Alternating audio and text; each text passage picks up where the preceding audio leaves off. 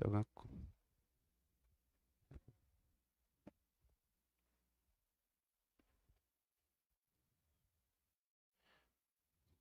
Amém.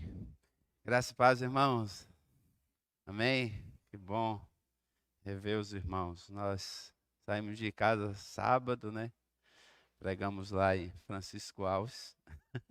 Estou gostando desse negócio. De ser conferencista, né? Tantos anos preso, pastoreando assim numa igreja local. A gente está tendo essa experiência de chegar num ambiente assim novo. É muito bom mesmo. Sábado foi uma bênção ali na igreja, casa de oração. Pastora Dani, uma pessoa muito especial, com seu esposo, sua família lá, né? E também alunos, domingo, ministrou lá para as mulheres, mesmo sentadinha, uma poltrona chique lá, né? Colocaram lá e foi bênção de Deus também, dando testemunho de vida dela. E segunda-feira chegamos aqui. Estamos aqui resolvendo algumas questões aí. Deus está abrindo os céus, né? Sobre a nossa vida. Amém, amados? Continue orando por nós. No tempo oportuno, nós daremos mais informações assim para os irmãos a respeito dos direcionamentos de Deus para nós. Eu quero compartilhar a palavra de Deus com vocês, que estão aqui, também com aqueles que estão em casa, né? Quero que você abra a sua Bíblia lá em Isaías, capítulo 5. Isaías, capítulo 5. Quero ser breve, né, para meio de semana, vocês não voltarem tarde para casa, nem tranquilo. Baiano fala devagar, e aí o tempo passa um pouco mais, né, mais lentamente. Isaías capítulo 5. Eu meditei hoje nesse texto e pela madrugada já estava orando, passei o dia também assim com essa palavra no meu coração. E olhando para esse texto, eu quero poder com você, juntamente com os irmãos, construir algo de Deus para o nosso coração aqui nesta noite. A mensagem, ela é assim, não é? Eu gosto muito de abrir a Bíblia e, de maneira expositiva, a gente ir construindo e Deus vai ministrando ao nosso coração aquilo que Ele quer ministrar. Mas esse texto de Isaías, o capítulo 5, é importante os irmãos entenderem, né, um pouco sobre Isaías. Isaías era um profeta diferente, eu acredito, de quase todos. Um profeta palaciano, ele vivia no palácio. É tanto que no capítulo 6 você vai ver que o rei morre e começa o capítulo 6 dizendo assim: no ano que morreu o rei Uzias, o Isaías viu o Senhor. Ou seja, esse Isaías do capítulo 5, né? No capítulo 6, ele tem uma experiência mais profunda com Deus. Ele já era profeta, já conhecia a Deus, mas no capítulo 6, ele tem uma experiência profunda, tremenda, que muda a sua perspectiva, a sua maneira de ver, né, de enxergar. Ele tem uma experiência com Deus sobrenatural, capítulo 6. Mas é no capítulo 5 que nós queremos meditar e pensar com os irmãos sobre a expectativa de Deus ao nosso respeito. Você já pensou nisso? Nós temos que ter expectativa, eu já falei aqui sobre isso, acredito que o pastor também, e aqueles que ministram estão sempre falando sobre isso, sobre nós entrarmos num lugar como esse, na casa do Senhor, num templo, ou irmos para uma reunião de célula, não irmos de qualquer jeito. Ou seja, a gente vai debaixo de uma expectativa no nosso coração, não é? Que ali há algo de Deus, vem algo de Deus para acrescentar na nossa vida, né? Seja através de um estudo, seja através de um testemunho de alguém, da leitura da palavra. Ou seja, a gente nunca deve se colocar na presença de Deus de qualquer forma. Todas as vezes que nós vamos nos colocar na presença de Deus, nós devemos buscar o Senhor com toda a intensidade do nosso coração e com a expectativa que Deus pode fazer algo sobrenatural sobre a nossa vida. Se nós estamos vivendo, às vezes, um momento difícil, que às vezes é um momento impossível para nós, qual é a nossa expectativa? Que Deus possa fazer o impossível, não é verdade? É assim que nós nos comportamos e devemos nos comportar dessa forma. Mas eu quero dizer para os irmãos que Deus tem uma expectativa a meu respeito. É diferente. Então, não é a tua expectativa com relação a Deus. Mas você já pensou sobre a expectativa que Deus tem a teu respeito? Não é? A meu respeito. Qual é a expectativa de Deus ao meu respeito? Nós vamos olhar para essa parábola, e a parábola é uma história. Toda parábola é uma história para revelar uma verdade, não é? Para que as pessoas possam entender. Assim como Jesus, não é? Ele lá no Novo Testamento, Jesus sempre falava por parábolas. Aqui o profeta também está falando por parábolas. Você vai ver que ele conta a canção da vinha. Então nós vamos ler e assim caminhando pela palavra, né, nós vamos entendendo algumas coisas aqui importantes para que Deus possa nos abençoar através da sua palavra. Começa assim, capítulo 5, versículo 1 diz: Cantarei para o meu amigo o seu cântico, a respeito de sua vinha. Meu amigo tinha uma vinha na encosta de uma fértil colina. Ele cavou a terra, tirou as pedras, plantou as melhores videiras, construiu uma torre de sentinela e também fez um tanque de prensar uvas. Ele esperava que desse uvas boas, mas só deu uvas azedas. Fala comigo, só deu uvas azedas. Aí vamos pular um pouquinho aqui os versículos, não é? Vamos aqui, versículo 4. Aí ele diz assim: que mais se poderia fazer por ela que eu não tenha feito? O vinheteiro, ou seja, aquele que cuida da videira, né? Aquele que cuida da plantação de uva. Então, por que só produziu uvas azedas, quando eu esperava uvas boas? Aqui há uma expectativa de quem plantou a vinha. Amém? Amém? Pois eu lhe digo que vou fazer com a minha vinha. Ele diz, com a minha vinha. Derrubarei a sua cerca, para que ela seja transformada em pasto. Derrubarei o seu muro, para que seja pisoteada. Farei dela um terreno baldio, não será podada nem capinada. Espinheiro e ervas daninhas crescerão nela. Também ordenarei as nuvens que não derramem chuva sobre ela. Pois bem, a vinha do Senhor dos Exércitos é a nação de Israel, e os homens de Judá são a plantação que ele amava, e ele esperava justiça, mas houve derramamento de sangue. Esperava retidão, mas ouviu gritos de aflição. Feche os seus olhos. Pai, em nome de Jesus. Ei, meu Pai. Nossa alma nesses dias, Senhor, tem sido atacada de forma violenta.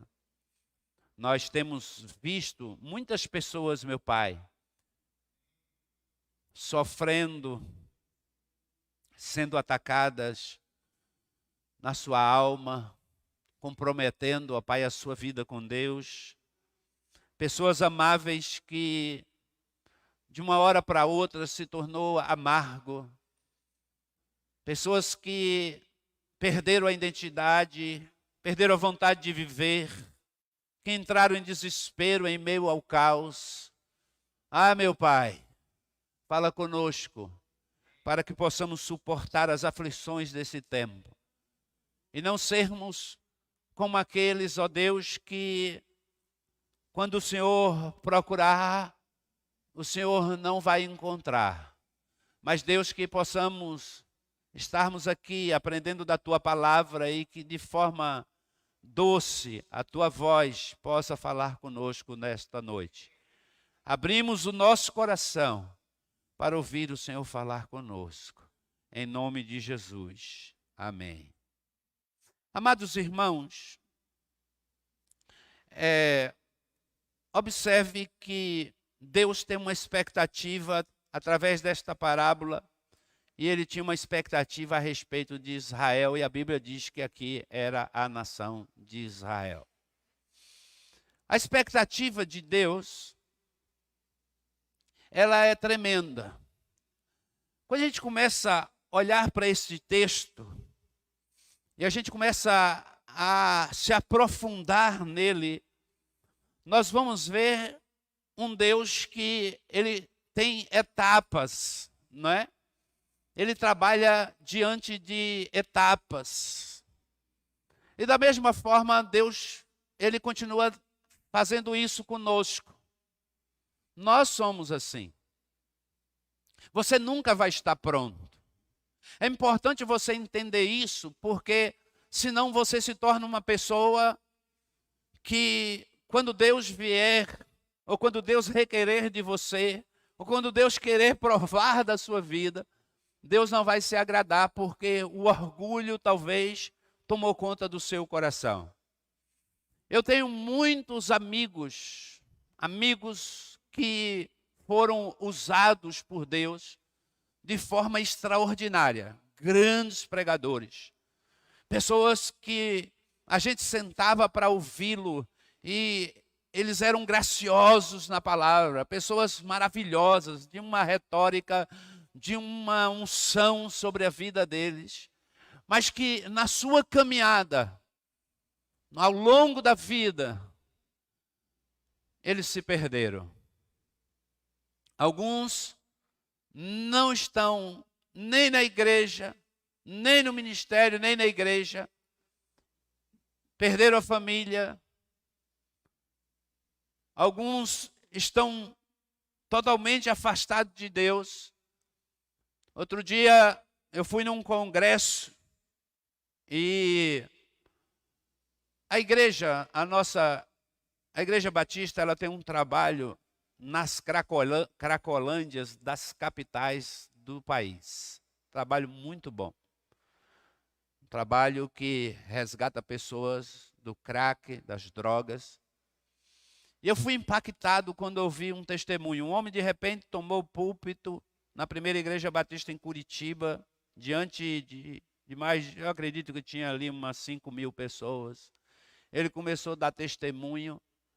E eu fiquei ouvindo e eu estava assim com o meu coração muito tocado por tudo que estava acontecendo ali, vendo mais de 60 pessoas que estavam jogadas nas ruas e agora eles estavam ali dançando, cantando, louvando ao Senhor, porque eles fazem parte do projeto ali de resgate das pessoas da Cracolândia.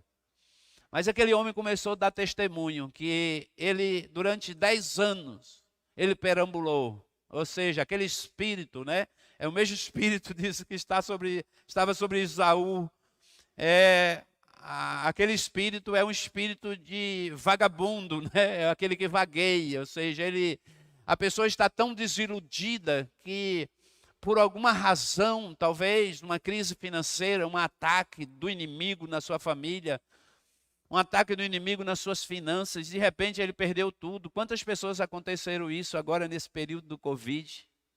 Perderam sua igreja, perderam seu ministério, perderam sua empresa.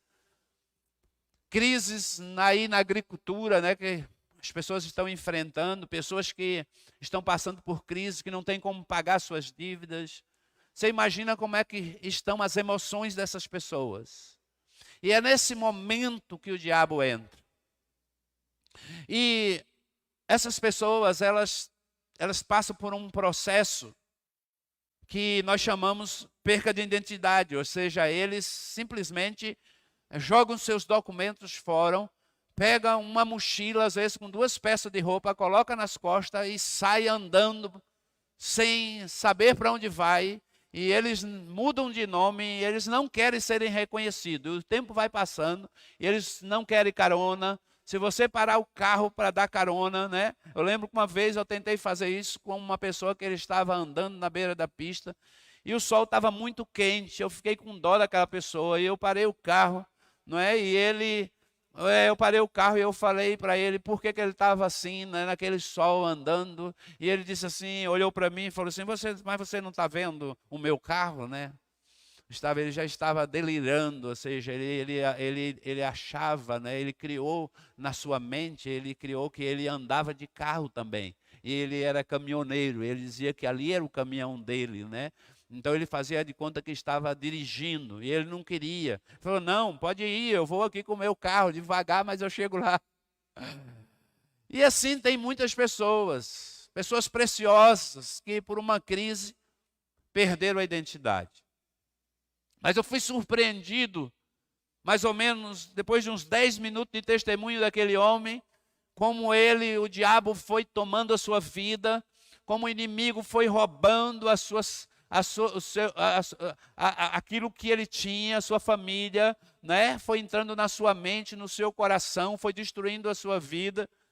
E de repente ele disse assim, eu era pastor, eu já pastoreava há muito tempo, aquilo me quebrou, aquilo ali, quando ele disse assim, eu era pastor, e durante 10 anos eu fiquei perambulando e andando de cidade em cidade, como um mendigo. Aquilo me fez urrar, eu não chorava, eu não gritava, eu urrava naquela igreja, de joelho, e doía nas minhas entranhas. E quando eu saí daquele momento, no momento do apelo, a pessoa que eu queria abraçar era aquele homem. Meu coração se encheu de compaixão por ele. E ele estava ali agora, já nesse processo, ele já estava cuidando, ele está lá cuidando como pastor de outras pessoas. Coisa linda, Deus resgatou ele. Mas eu quero que você observe veja que Deus começa com uma preparação. Não pense que você está preparado. O maior problema nosso, às vezes na igreja principalmente, irmãos, e na obra de Deus, é quando o líder, ou quando nós, ou quando alguém, você está no ministério, principalmente a igreja, e isso serve para nós aqui, serve para mim como pastor, é nós acharmos que, eu não vou me envolver com essa proposta, seja ela qual for. Às vezes a gente conhece e a gente sabe que nós temos um direcionamento, principalmente do nosso pastor, do nosso líder, e quando há um direcionamento, uma voz, eu digo, essa voz não é de Deus, você no seu coração diz assim, eu já conheço isso, por mais que você talvez conheça de uma outra forma, eu quero te dizer, existe uma preparação de Deus para a tua vida. E essa preparação de Deus para a tua vida, ela é constante. Ela é constante, irmãos. Ela nunca vai terminar, porque você é um ser em construção. Você nunca vai estar pronto. Nós temos que ter a humildade de sabermos que Deus é assim. Olha, presta atenção, a Bíblia diz que esse homem cavou a terra, tirou as pedras e plantou as melhores videiras. Ou seja, existe aqui um trabalho, e ele prepara a terra, e esse trabalho de preparar a terra é o que nós estamos fazendo. O que nós estamos fazendo é a mesma parábola lá do semeador. Não é? Nós estamos semeando. O que aqueles que vêm aqui, os que ministram, os que estão nas células, mesmo você que talvez não venha aqui à frente, não pegue o microfone, mas nossa igreja aqui, a visão que o pastor tem e a visão desta igreja é que todos nós somos ministros do Senhor. E você é um ministro do Senhor. Você ministra. Se não ministra, precisa ministrar e deve ministrar na vida de outras pessoas a palavra de Deus. Então você é ministro do Senhor. Então, preste atenção, o que você está fazendo na vida das pessoas é trabalhando no terreno dela. Qual é o terreno dela? É o coração dela.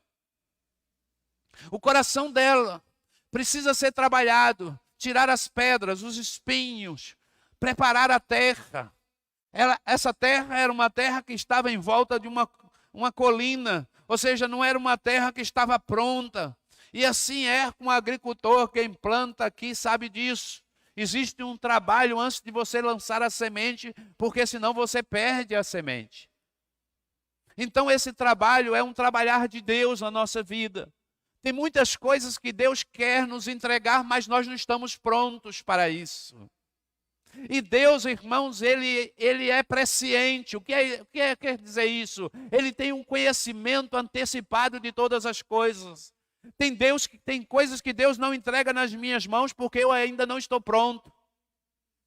Tem coisas que Deus quer me entregar, tem coisas que Deus quer me dar, tem coisas que Deus quer fazer na minha vida, mas eu nunca me dediquei, nunca me coloquei na posição para ser ou para chegar no nível que Deus quer que eu esteja. Vocês acreditam nisso? Que você pode passar 20, 30 anos até pastoreando à frente de uma igreja e você nunca vai chegar a lugares altos, nunca vai conquistar aquilo que Deus deseja para a sua vida, e você vai até falar sobre isso, você vai crer, vai acreditar, vai profetizar, mas nada vai acontecer, porque o Senhor da vinha, Ele conhece o teu coração. Eita, meu Deus. Por quê? Pastor, Deus ainda não me deu isso, não me deu aquilo, porque ainda a minha vida é esses embaraços, né? Vai e vem, tem gente que é assim, você pensa que ele está firme e ali você vai, semeia a palavra, trabalha com ele, de repente o camarada desaparece e aí você vai ver o camarada voltou para a vida que ele estava antes e você diz, meu Deus, o que eu vou fazer? Aí você vai atrás de novo, cheio de amor, de compaixão, o amor de Cristo, porque Cristo não desiste de ninguém, não é? É claro que as pessoas precisam querer tomar uma decisão de mudar de vida, porque aquilo que é responsabilidade sua, Deus não vai fazer. Você que precisa fazer. E existe uma semeadura, olha o processo, preparação, semeadura. Ele cavou a terra, tirou as pedras e diz, construiu, ele plantou as melhores videiras. E depois de plantar as melhores videiras, as melhores mudas, não é? Vamos contextualizar aqui, preparou a terra lá e plantou a melhor semente. Na hora de escolher essa semente, quem aqui é plantador aqui? Além do Paulo César aqui, quem aqui que eu conheço? Mais algum plantador aqui? Mas vocês já plantaram alguma coisa, não já? Sim ou não? Eu já plantei. Eu lembro que eu era menininho assim, gente. Eu vivi um tempo muito difícil. Na verdade, meu pai, né? Que eu saí muito cedo de casa, meus irmãos mais velhos. Mas eu sou do sertão da Bahia, onde meu pai derrubava a mata no machado. Tirava as estacas, primeiro porque vendia aquela madeira. Depois ele ia lá, derrubava o que não prestava, colocava fogo. Aí ele vinha com os funcionários que a gente chamava peão, com os peões, e eles cavavam naquela terra seca. E meu pai tinha uma esperança tremenda. Quando eu ando aqui, e com a questão de estar andando de bicicleta, a gente tem esse privilégio de andar entre as lavouras, observar coisas tremendas assim. E eu já chorei muitas vezes, porque eu vejo uma terra fértil preparada hoje com toda a tecnologia, e eu passo em um lugar, 15 dias depois, quando eu passo, existe um outro cenário, né? Às vezes a terra não tem nada lá, quando eu volto, 15 dias depois, o milho já está nessa altura. E eu falo, que coisa linda, maravilhosa, né? E eu lembro da dificuldade que era, e muitas vezes eu, pequenininho, meu pai já me ensinava a plantar raiz de mandioca. Raiz de mandioca. Os homens iam cavando com a enxada na frente, eu colocando a raiz, outro vinha jogando a terra, e ali meu pai ficava na expectativa da água vindo do céu, de chover, para que aquela mandioca pudesse germinar. Só a mandioca, porque o resto, irmãos, morria com a seca. Feijão não dava, milho não dava.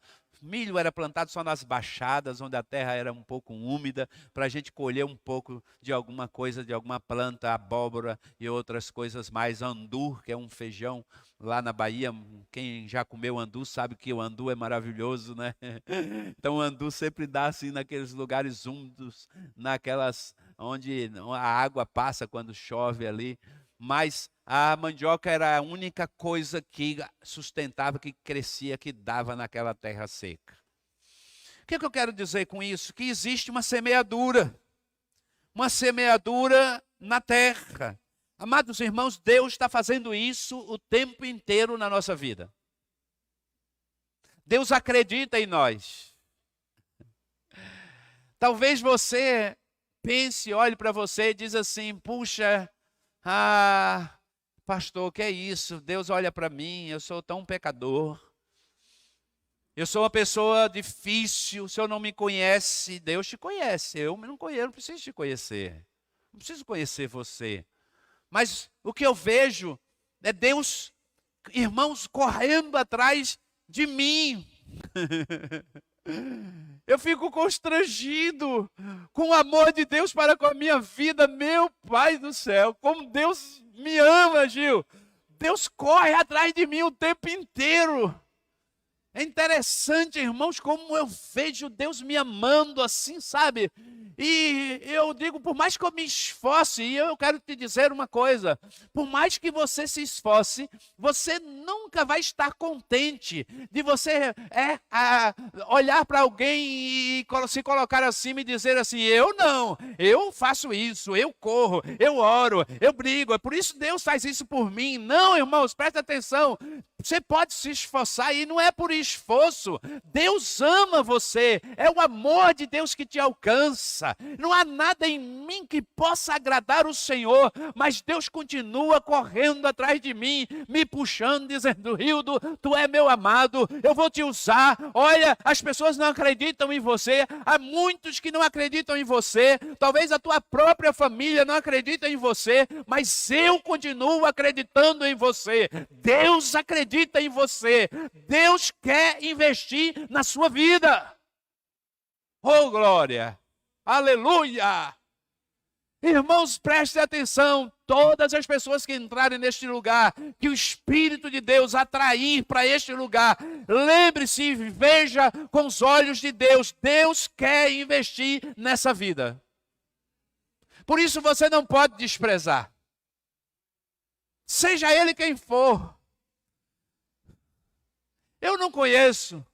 Mas você conhece, mas você fala assim, pastor, esse cara não quer nada, eu conheço ele lá da minha rua, eu conheço ele lá do meu bairro, né? A cidade já não é tão grande assim, a gente conhece as pessoas. E aí você diz assim, mas eu já tentei, ele passa de igreja em igreja, um dia ele muda. Um dia Deus pega ele, assim foi comigo, quanto tempo eu fugi de Deus. Quanto tempo eu fugi do chamado de Deus, a Lu fugiu do chamado de Deus. Mas um dia Deus falou fortemente no nosso coração. Deus disse assim, eu estou te chamando, tu vai para a obra, tu serás um pregador da palavra de Deus. E eu tive que renunciar um projeto de vida, eu tive que abrir mão do futebol, eu tive que abrir mão de tantas coisas. Eu e a minha esposa, nós já tínhamos casa própria, nós já tínhamos o nosso carro, e nós tivemos que abrir mão de tudo para ir para um seminário e estudar sem saber para onde ia. Depois, pela fé, sem salário, com pessoas nos prometendo nos ajudar. E eu quero dizer uma coisa para vocês. Durante o tempo do seminário, nunca nos faltou nada.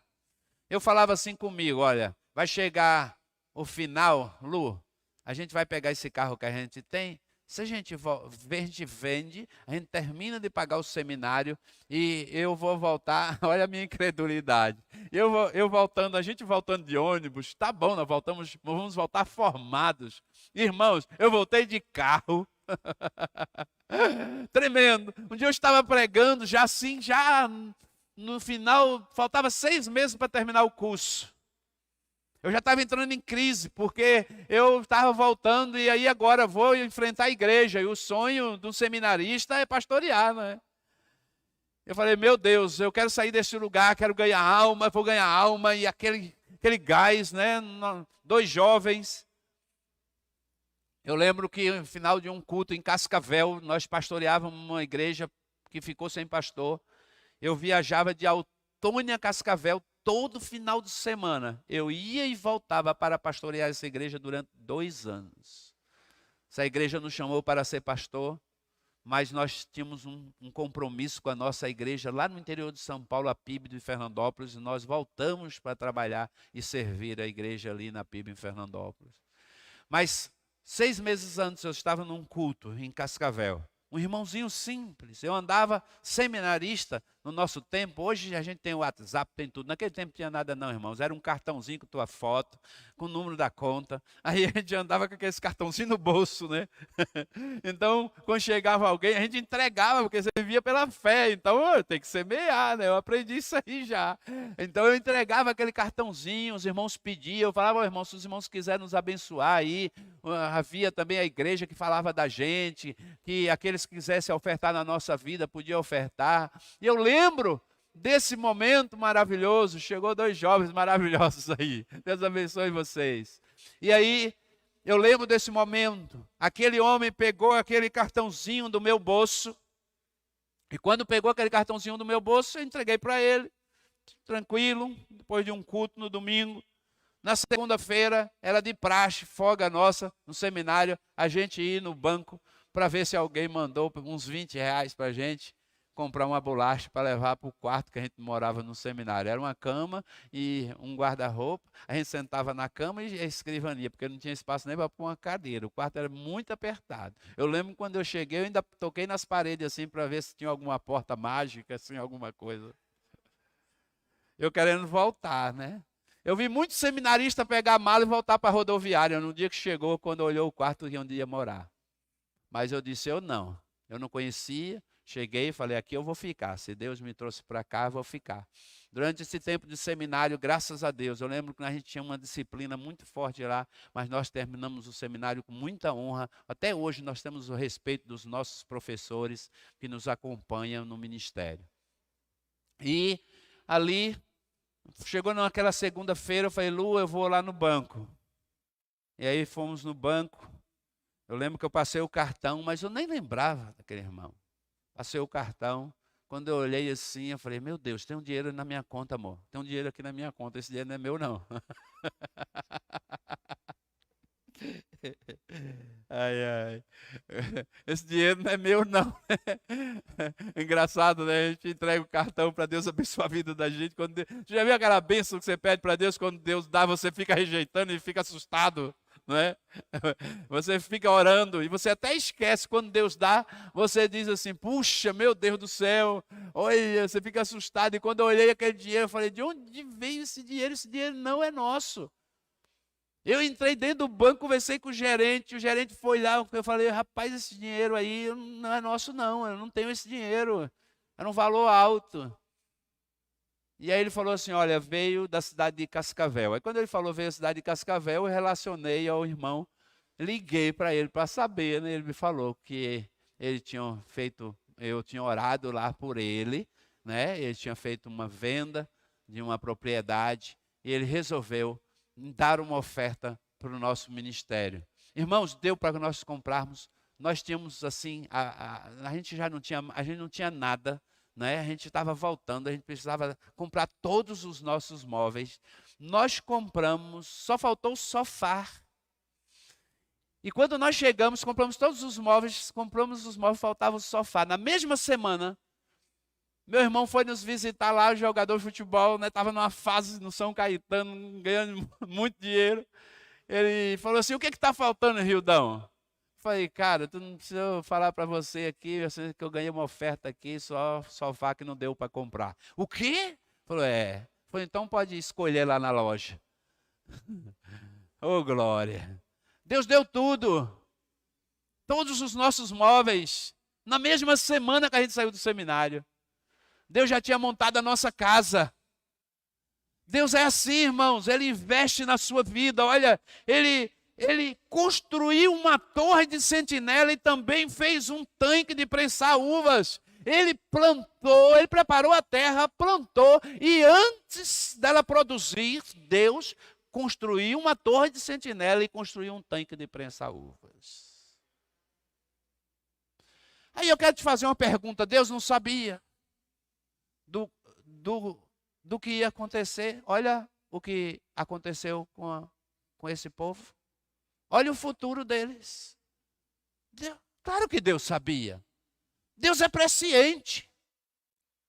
Talvez alguns discordem de mim teologicamente, mas eu quero dizer uma coisa para você.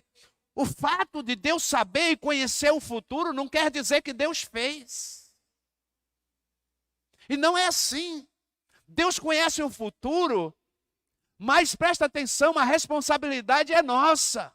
E o fato dele conhecer o futuro, ele não vai intervir naquilo que é responsabilidade sua. E aí, irmãos, muitas vezes nós predestinamos essas coisas. E eu não, né, desculpe aí vocês talvez que creiam dessa forma, mas presta atenção. Eu não acredito que Deus predestinou este povo para que acontecesse isso. Depois dele ter construído uma torre, depois dele ter preparado a terra, depois dele ter chamado aquele homem e plantou as melhores sementes naquela terra e olhou para aquele homem e disse, olha, você vai colher aqui, eu vou olha, presta atenção à expectativa dele. Ele fez tudo porque, presta atenção, não há ninguém alguém que plante alguma coisa que não tenha expectativa de colher. Ou você conhece alguém assim? É louco. É louco. Não existe alguém assim. Porque se você planta, é porque você espera colher. Sim ou não? Claro. Claro. Ele escolheu a melhor semente. E observe que a Bíblia diz assim, e ele, olha, depois que ele construiu a torre de sentinela e também fez um tanque de prensar uva, ele esperava que desse uvas boas. Qual era a expectativa de Deus? Olha para a Bíblia. Qual era a expectativa de Deus com relação àquela videira? Colher uvas boas, doces. Algumas traduções dizem doces. Uvas doces. Deus tem uma expectativa ao nosso respeito. Qual é a expectativa de Deus? Por mais que Ele conheça o teu futuro, e talvez você não vai produzir aquilo que Ele deseja, mas a expectativa dele é que você produza o melhor fruto. É que você dê a Ele o melhor fruto, o fruto da excelência, irmão. O que Deus quer que você produza é o melhor, é o suprassumo da sua vida, é o melhor diante de Deus. E por mais que você se esforce, você nunca vai conseguir chegar, claro, no nível que Deus deseja, porque Deus é um Deus da excelência. Amém, irmão? Nós vamos nos esforçar, o pastor se esforça, ele vai se esmerar para pregar a palavra, eu também, nós vamos orar, nós vamos estar sempre orando, e vocês também vão orar, entre em batalha, os irmãos da intercessão, oração, é o irmão que vai lá, abre a sua casa, prepara para a célula, não é verdade? Você chega no dia da célula, você fica nervoso, porque vai vir os irmãos, vai vir os amigos, e aí você coloca as cadeiras, e vocês vão experimentar isso, muitas vezes, como Deus, tá? Muitas vezes você vai preparar a célula, colocar as cadeiras, e as pessoas não vão chegar, e você vai ficar triste. Olha para essa videira aqui. Olha para isso aqui, porque você tem uma expectativa, mas as pessoas, elas não reagiram a um chamado de Deus para a sua vida. Não se responsabilize, não se culpe por causa disso. Levante a sua cabeça, continue semeando, continue amando, continue produzindo aquilo que Deus deseja, porque o desejo de Deus é que Ele venha buscar e provar da uva. E a uva que Ele quer provar é doce, não é amarga. Ei, glória. Glória a Deus. Irmãos, aqueles que conhecem a Deus, que tiveram a sua vida transformada, observe que o Senhor, Ele veio buscar, e Ele diz assim, então, porque, no versículo 4, que mais se poderia fazer por ela que eu não tenha feito? Olha aqui. O que a palavra de Deus está dizendo? Que o Senhor se fez tudo por ela. Deus fez tudo. Deus preparou a terra, Deus fez tudo, pegou a melhor semente, Deus já pegou as melhores pessoas, Deus fez tudo. É a mesma coisa assim, olha, o que eu mais preciso fazer por você? Para que você possa deixar de produzir frutos azedos. O que eu mais preciso fazer por você para você deixar de ser ácido? Ser bruto. Agir com brutalidade dentro de casa, com a esposa, com o esposo. Deixar de ser um filho rebelde. O que eu mais preciso fazer por você? Irmãos, como é duro você cuidar de um filho, plantar na vida dele o melhor que você tem. Todo pai, irmão, ele vai além das suas forças. Ele planta o que não tem. O pai, irmão, o sonho de um pai que ama é que o filho seja maior do que ele. Sabe assim, essa semana eu realizei um sonho, meu filho. Talvez vocês não saibam ainda, mas um dia eu vou contar um pouco, mas assim, a Lu deu testemunho lá a respeito do nosso filho, né? Tem 20 anos, ele está aí, não veio no culto, mas ele está aqui na cidade com a gente. E meu filho, a gente ama demais.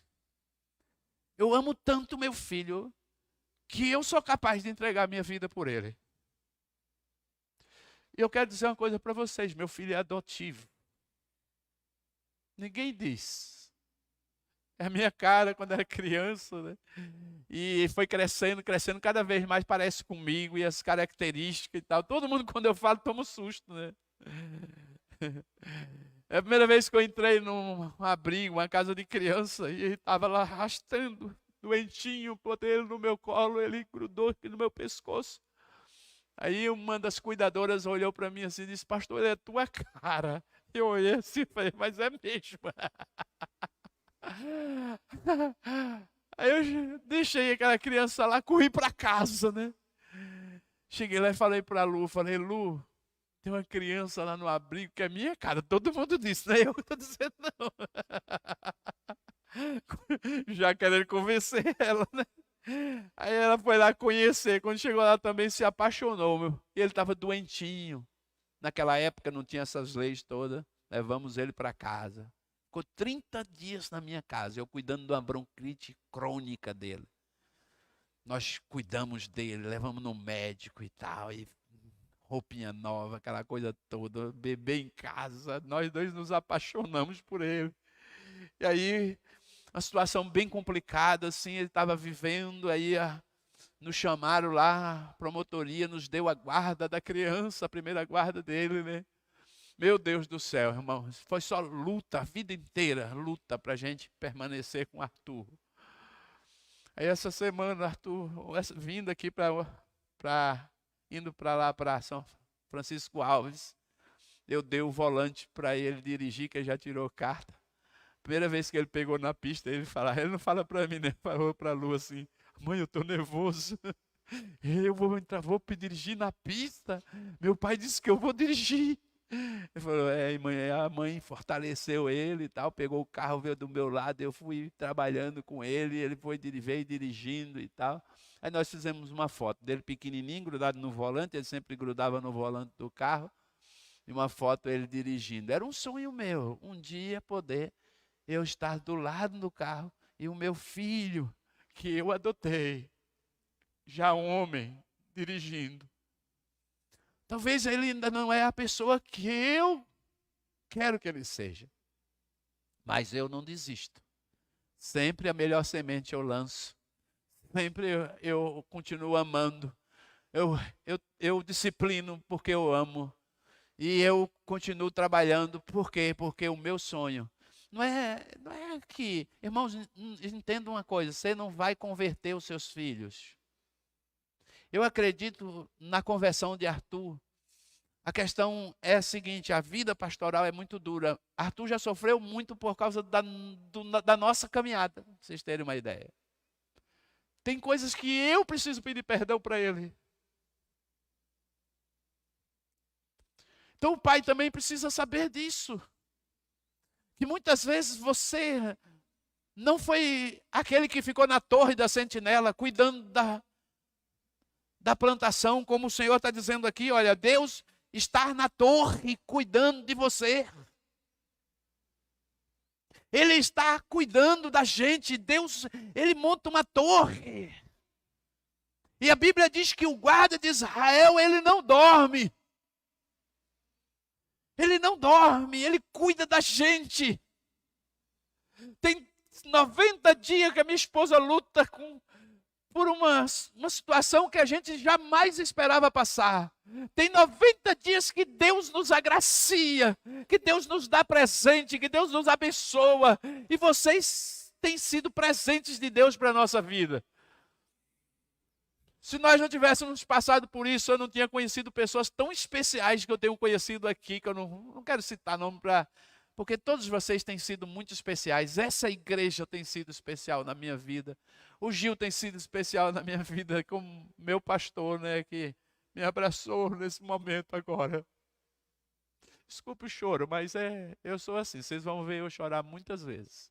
Sou como Jeremias mesmo, chorão. E esse tempo de luta, esse tempo de aflição, você sabe que o nosso coração tem produzido uvas doces. Eu e minha esposa, tem dia à noite que ela está sentindo dor, eu fico fazendo massagem nas pernas dela. Eu não tenho mais nem força nos braços, mas eu não desisto de fazer massagem no pé dela até ela dormir, porque eu a amo. Então eu falo, amor, ela diz assim, amor, eu agradeço todos os dias a Deus porque você não desistiu de mim. Eu falei, amor, eu não vou desistir de você. Como desistir de alguém que a gente ama? Como desistir de alguém que a gente caminha junto há 30 anos? No meio disso tudo, quando a Lu estava na cirurgia, que ela estava lá na UTI, eu fiquei no carro assim, muito tempo chorando, eu não sabia para onde ir. Se eu ia para casa, se eu ficava de frente daquele hospital, dentro do carro, estava muito calor. Deixei o carro ligado, o ar-condicionado ligado, eu chorava, gritava. Mas eu descobri que eu amo minha esposa muito mais que eu imaginava. Nosso amor cresceu um pelo outro. Começamos a cuidar mais um do outro, estamos mais pertinhos um do outro. Então, esses frutos, eles têm que se manifestar na nossa vida. Porque Deus, ele tem uma expectativa, ele tem cuidado, ele montou a torre porque ele cuida da sua vida. E é os processos, e aí vem um outro processo que é a expectativa do resultado. Ou seja, Deus tem uma expectativa do resultado, irmão. Presta atenção, você está vindo para a igreja. Olha, Deus tem uma expectativa a teu respeito aqui na vida desta igreja. Todos vocês são importantes. O dia que você se sentir uma pessoa que não está sendo valorizada por alguma coisa, e eu quero já dizer, isso é uma seta do diabo. O diabo usa, tá? Eu estava na fila do banco assim, e o diabo usa crente. Usa. Claro que usa. Por que você vê, às vezes, um crente se desviar, se perder, fazer coisas que você nem acredita, e você diz assim, esse cara era crente? O diabo usa, gente. O diabo não toma o crente. Porque a palavra de Deus diz, aquele que é do Senhor, o diabo não toca. Presta atenção. Mas Deus não permitiu Satanás tocar na vida de Jó? Então o diabo, ele rege. O que é reger? Ele sopra, ele fala, ele conduz, ele coloca pessoas para atrapalhar a tua vida. Ele coloca pessoas para que você não viva para Deus. Ele coloca pessoas para te iludir.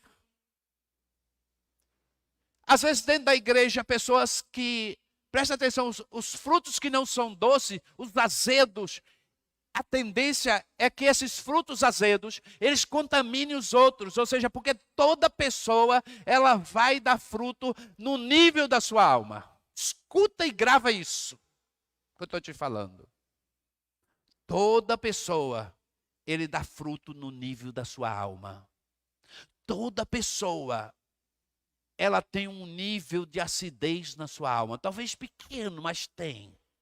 Sabe quando você descobre isso? É quando você contraria essa pessoa. É quando você diz não para ela. Aí você vê ela assim, mudar de comportamento com você. Não te cumprimenta mais. Você não é o mesmo. Ele começa a falar mal de você para as pessoas. Isso é pessoa doente na sua alma. É uva azeda. Mas quando Deus, irmãos, entenda uma coisa, Deus não vem buscar nenhuma uva azeda. A igreja do Senhor, ela está sendo preparada para produzir uvas doces, belas, lindas. Sabe aquelas Niágara pretinha que você põe assim um cacho na boca? Que coisa maravilhosa, aquelas uvas doces como mel. Você é como uma tâmara no deserto. Quantos aqui já comeu uma tâmara? Levanta a mão. Oh, glória a Deus. De Israel mesmo, vindo de lá. Ela é como mel, é como mel. O mel que a Bíblia diz, que a terra que mana leite e mel. Você sabia que o mel não é mel de abelha? Porque no deserto não tem abelha. O mel é de tâmara. A tamareira é a coisa mais tremenda. A tâmara é Cristo, é você. E a tâmara, ela é doce como mel. Então o Senhor está dizendo, eu vou te levar para uma terra de tamareira, uma terra de doçura. Quem é esse doce? Qual é a Bíblia o que a Bíblia fala sobre Cristo? Que Cristo é um doce mais doce que existe, né? Ou seja, Cristo é doce na sua forma de existir, nas suas palavras. Olha o ministério de Jesus, é cheio de doçura. Cristo ama, Cristo exala doçura. Então seja uma pessoa doce, seja amável. Quem gosta que está perto de uma pessoa ácida aqui? Alguém não. E perto de uma pessoa doce, quem gosta? Coisa boa. Sabe o quê? Você prova dessa doçura, não é? Não é verdade? Eu tenho uma irmã Dalva, eu sempre cito, ela é uma pessoa doce. Ela fez 80 anos agora. Ela foi uma das minhas discipuladoras. Eu nunca vi uma pessoa tão doce nessa terra como a irmã Dalva. Quando eu falo de doçura, o Espírito Santo me traz a irmã Dalva. O mundo estava caindo em volta dela, ela dizia, Rildo, senta aqui. Aí eu sentava do lado dela. Filho, Jesus te ama. Era a primeira palavra que ela liberava sobre a minha vida. E aí meu coração se assentava. Irmãos, quando o Senhor voltar, presta atenção, para buscar as uvas e ele não encontrar, vai exercer juízo sobre ela. Isso é muito duro. Está aqui na Bíblia. Então, por que só produziu uvas azedas quando eu esperava uvas boas, doces? Pois eu lhes digo o que vou fazer com a minha vinha. Uma vinha que produz uva azeda, ninguém quer uva azeda. O que é que vai acontecer com essa vinha? A Bíblia responde.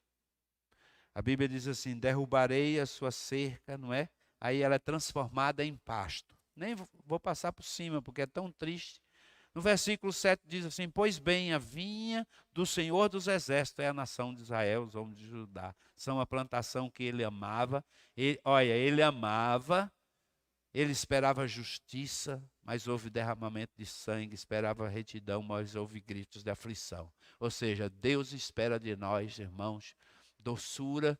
Deus espera de nós que nós exerçamos justiça, amor, sejamos justos uns com os outros e possamos andar na presença de Deus, produzindo as uvas mais doces dessa terra. Quando alguém, se chegar lá no seu trabalho, a pessoa vai dizer assim: olha, esse irmão aqui, esse é servo de Deus. Olha como ele é doce.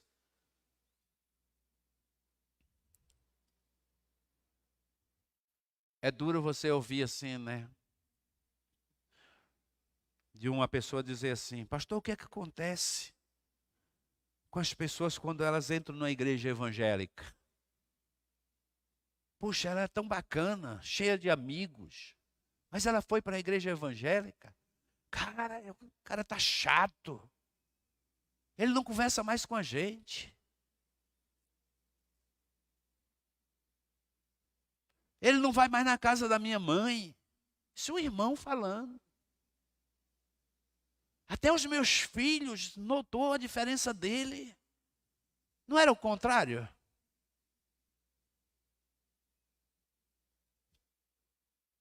Quando você se converte, o mundo está esperando por você.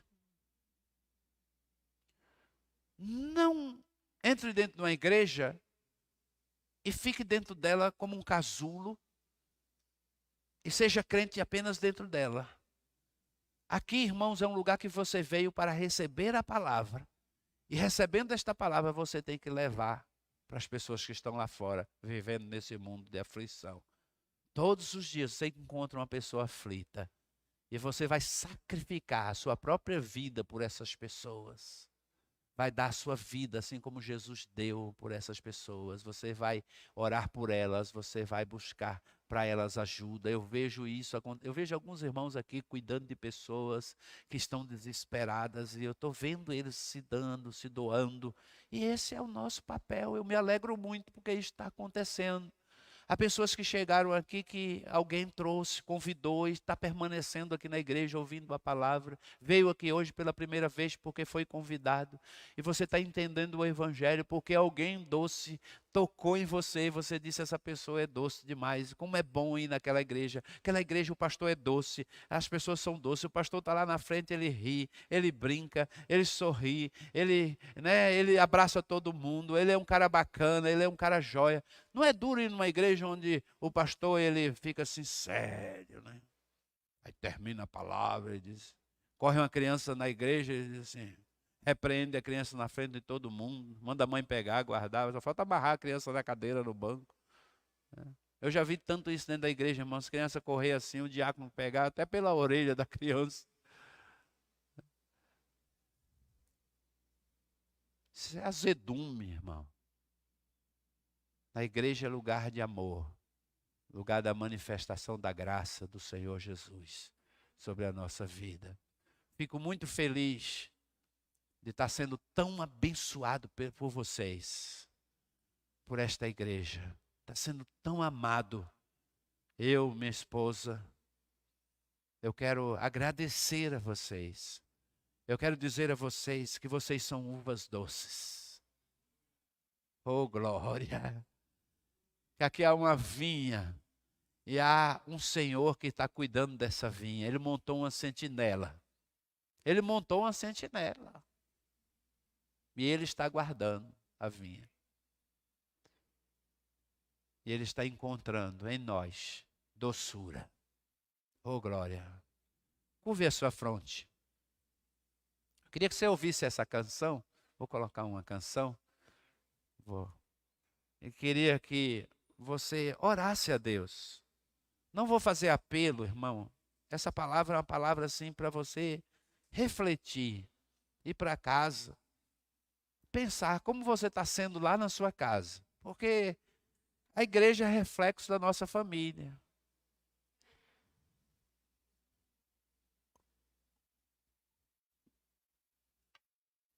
Se eu sou uma pessoa ácida em casa, como limão, eu vou ser na igreja assim também.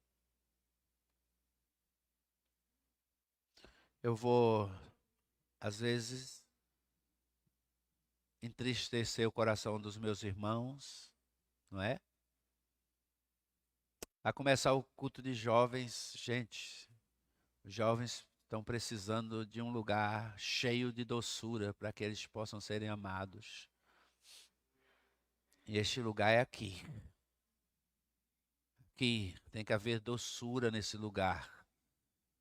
Nós repreendemos toda a ação do diabo.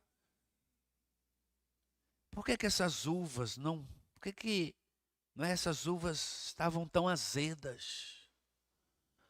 Talvez no processo entrou alguma praga. E as uvas que o Senhor está dizendo que eram para ser doces, se tornaram amargas. Talvez enfrentou os intempéries da vida. Não choveu. Os ventos bateram forte. Talvez no processo foi atacado por pragas. Assim, às vezes, é a nossa própria vida. Tem gente que não suporta as aflições. Mas a Bíblia diz que nós devemos carregar o fardo uns dos outros. Quando alguém está sendo atacado pelo inimigo, nós precisamos estender as nossas mãos, orar por elas, carregá-las nos ombros. A palavra Espírito Santo, Paracleto, quer dizer ajudador. Também, ajudador. Além de consolador, ele também é ajudador. Na verdade, é o sentido assim, aquele que nos carrega nos ombros. Oh, glória! Aleluia! Então o Espírito Santo, ele está carregando a gente nos ombros. Hoje eu passei o dia assim, o Espírito Santo me carregando nos ombros. Onde eu ia, eu orava. Onde eu chegava, eu impunha as minhas mãos. O Espírito Santo me carregou hoje o dia inteiro assim, nos ombros. Eu me sentia como se estivesse numa dimensão diferente. Eu estava andando hoje assim, de forma diferente. Eu sentia que era Deus assim, me enchendo o tempo inteiro. Dizendo, filho, tu é doce, tu é doce, tu és doce, tu és doce. Tu vai exalar doçura onde tu for. Sorria. Aleluia, glória a Deus. Abrace-se para você precisar abraçar, abrace alguém com amor. Nunca sentimos tanta falta de um abraço. Nunca sentimos tanta falta de uma palavra de carinho, dizendo eu te amo, meu irmão. Você é importante para mim. Jesus ama você e eu também te amo. Aleluia. Ouça essa canção. Estamos terminando o nosso culto. O pastor Giovanni vai orar por vocês. Esta é a palavra que eu tenho hoje para a tua vida.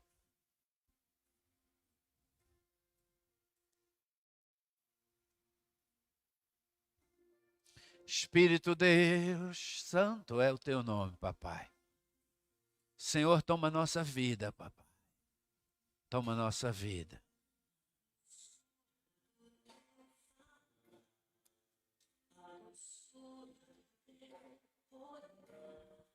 Oh, glórias! Aleluia!